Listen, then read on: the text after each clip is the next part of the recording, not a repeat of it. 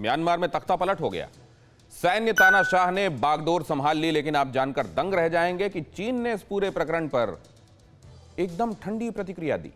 Myanmar में तख्ता पलट पर चीन के विदेश मंत्रालय के प्रवक्ता वांग वेनबिन ने सूचना जुटाकर संज्ञान लेने की बात कही। म्यांमार पर चीन के स्टैंड से शक गहरा गया है। कहीं ऐसा तो नहीं ड्रैगन के तख्ता पलट दूत की पोल खुल गई। वर्ल्ड एक्सक्लूसिव रिपोर्ट में देखिए जिनपिंग के तख्ता पलट दूत कितने देशों में लोकतंत्र तोड़ने के एजेंडे में लगे हैं। ड्रैगन का तख्ता पलट दूत नंबर 1 वांग ई।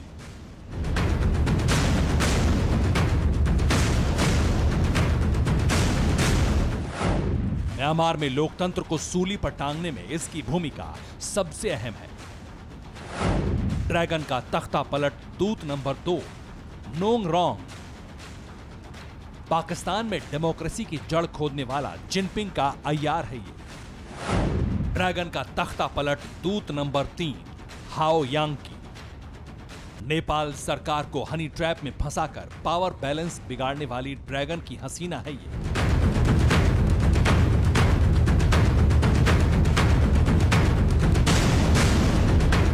भारत के पड़ोसी देशों में जहां भी लोकतांत्रिक सरकारें हैं, जहां भी जनता के चुने हुए प्रतिनिधि हैं, जहां भी वो कमजोर हैं, उन्हें चीन का तानाशाह कुचलकर सैन्य शासन की नींव रखवा रहा है। खुलासा सनसनीखेज है।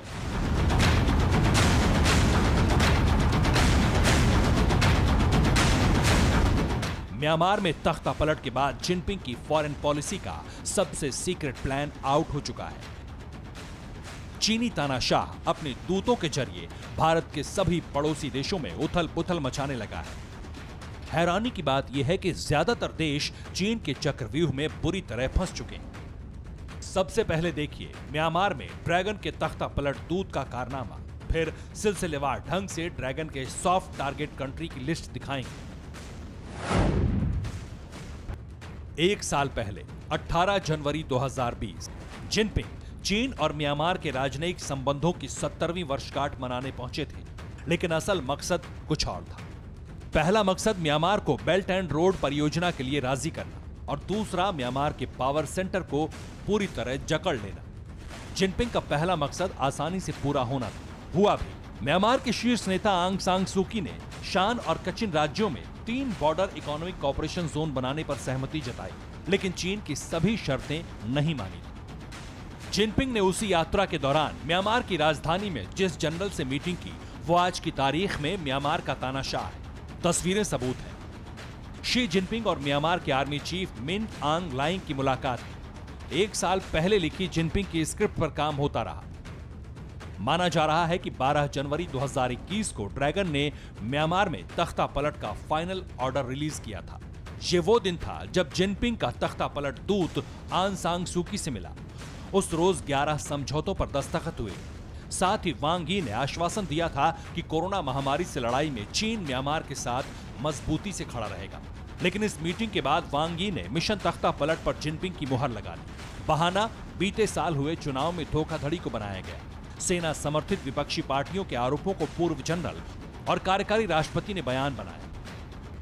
देश में आपातकाल लगा, गिरफ्तारियां शुरू हो गई। मिंग ऑनलाइन के ऑर्डर पर सेना ने म्यांमार की राजधानी को किले में तब्दील कर दिया। वांग ई का ऑपरेशन म्यांमार सफल रहा, लेकिन जिस सनकी ने तख्ता पलट किया उसके खूंखार कारनामे जगजाहिर हैं। जनरल मिंग आन दुनिया के सबसे क्रूर सैन्य जनरलों में से एक है। ये रोहिंग्या अल्पसंख्यकों के खिलाफ सैन्य ऑपरेशन चलाकर पूरी दुनिया में कुख्यात हुआ। साल 2019 में मिंग और सेना के 3 अन्य नेताओं पर अमेरिका ने प्रतिबंध लगाए थे। अमेरिका के अलावा ब्रिटेन ने भी मिंग पर प्रतिबंध लगाया था। जनरल मिंग आंग के खिलाफ अंतर्राष्ट्रीय अदालत में मुकदमा चल रहा है। साल 2019 में संयुक्त राष्ट्र के जांचकर्ताओं ने दुनिया भर के नेताओं से म्यांमार की सेना से संबंधित कंपनियों पर आर्थिक प्रतिबंध लगाने की अपील भी की थी। मिंग आंग के क्रूर कारनामों ने उसे जिनपिंग का मुरीद बना दिया। चीनी तानाशाह की तर्ज पर काम करने वाले मिंग आंग को मोहरा बनाकर जिनपिंग अब म्यांमार में धाक जमा चुके। ठीक इसी तर्ज पर दूसरे देशों में भी ड्रैगन के तख्ता पलट दूत एक्टिव हैं। पाकिस्तान में तो चीनी राजदूत नोरोंग हर जगह अपनी मौजूदगी दर्ज करवा रहा है। कोरोना टीका की खेप पाकिस्तान पहुंचाने के लिए चीन के राजदूत ने एयरफोर्स स्टेशन को चुना।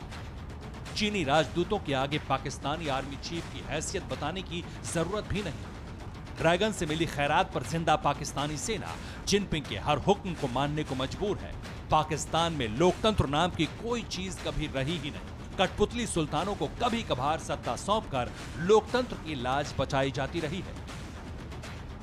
लेकिन नेपाल में ड्रैगन की तख्ता पलट दूत ने अपना ऑपरेशन बेहद शातिराना अंदाज में अंजाम दिया। चीनी राजदूत हाओ यांकी ने सारा सत्ता समीकरण साध लिया। नेपाल के पीएम केपी शर्मा ओली चीन के बहकावे में आकर ऐसे फंसे कि कहीं के नहीं रहे। हाओ यांकी ने उनकी छवि भारत विरोधी की गढ़ी। भारत की जमीन को नेपाल के नक्शे पर दिखाकर ओली ने हद पार कर दी। लेकिन राजनीतिक संकट में घिरते ही जिनपिंग ने ओली के सिर से हाथ हटा लिया। अब नेपाल में लोकतंत्र पर ड्रैगन की तलवार लटक रही है। डेमोक्रेसी किलर चीनी तानाशाह का अगला टारगेट कौन है, ये जानना सबसे अहम है।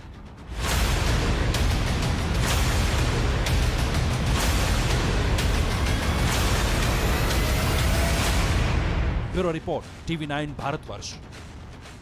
न्यूज टॉप 9 रोज सुबह 7 बजे और शाम 7 बजे सिर्फ TV9 भारतवर्ष पर।